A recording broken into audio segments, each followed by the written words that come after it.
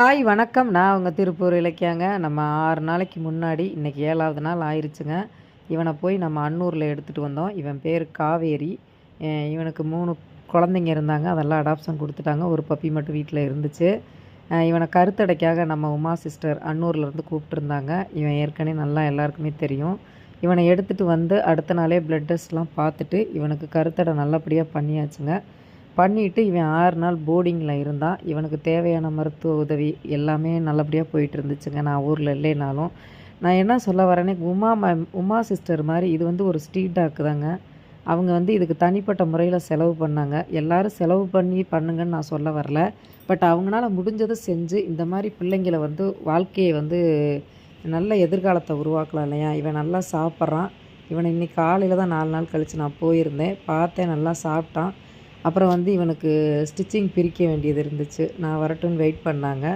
அதுக்கப்புறம் நான் போனதுக்கப்புறம் தான் சாப்பிட்டுட்டு ஸ்டிச்சிங் எல்லாம் பிரித்து விட்டோம். அங்கே இருந்த குழந்தைங்க எல்லாத்துக்குமே சாப்பாடு போட்டோம். இவனுக்கு புண்ணு நல்லாவே ஆறி இருந்துச்சு. இவனுக்கு தேவையான ஆன்டிபயோட்டிக் ஊசி எல்லாமே போட்டு இதுக்கு மேலே இவனுக்கு எந்த பிரச்சனையும் வராத அளவுக்கு எல்லாமே நல்லபடியாக பார்த்து சக்ஸஸ்ஃபுல்லாக அனுப்பி விட்டுட்டாங்க.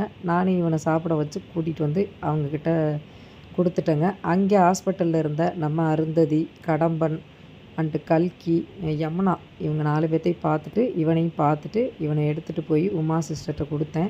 இவனை கொண்டு போய் காரில் இறக்குறதுக்குள்ளே அவன் பட்ட சந்தோஷத்துக்கு அளவே இல்லைங்க.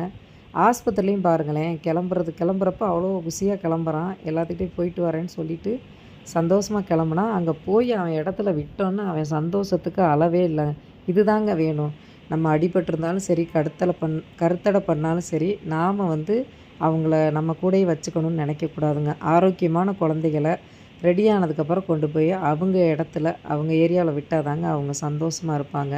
இவன் பாருங்க, அந்த அக்காவை பார்த்தோன்னா, உமா அக்காவை பார்த்தோன்னா அவ்வளோ சந்தோஷம்.